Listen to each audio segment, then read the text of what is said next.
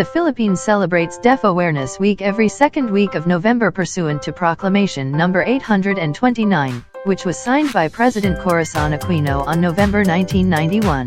The proclamation cited a need to focus public awareness on deafness, its prevention, and rehabilitation.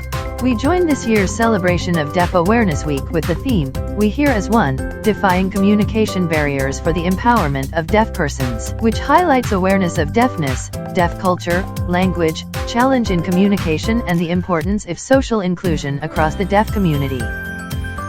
What does it mean to be deaf? There can be different degrees or levels of deafness. Someone who is mildly deaf may find it difficult to follow speech in noisy situations. If they're moderately deaf, they may need to use hearing aids. Severely deaf people will usually need hearing aids and may rely on lip reading or sign language to communicate.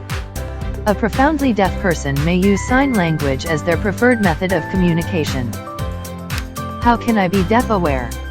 One of the ways to be deaf aware is to learn how to communicate with deaf people or people with a hearing loss.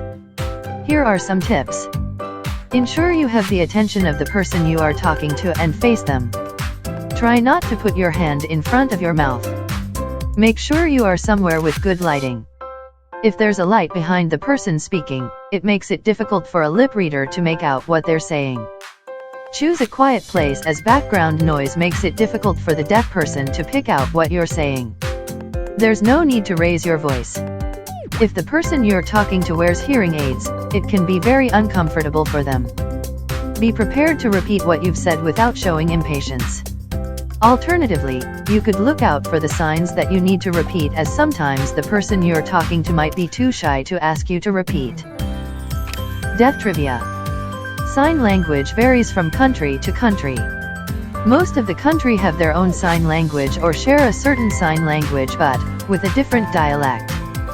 Sign language doesn't only use signs to communicate.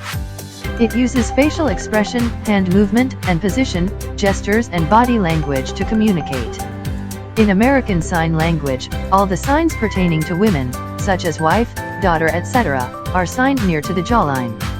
On the other hand, men-related signs, such as father, boy, etc., are signed by the forehead. Deaf people often use name signs to refer to people. These name signs are attributed to each person and doesn't require fingerspelling the entire name. When you meet a deaf person, it is a practice to tell them your name sign.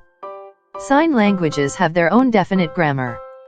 For instance, a well-constructed question must be accompanied by the correct eyebrow position. When a person is asking questions related to who, where, what, why and when, then the eyebrows are kept down. If the question is regarding a yes/no situation, the eyebrows are kept up.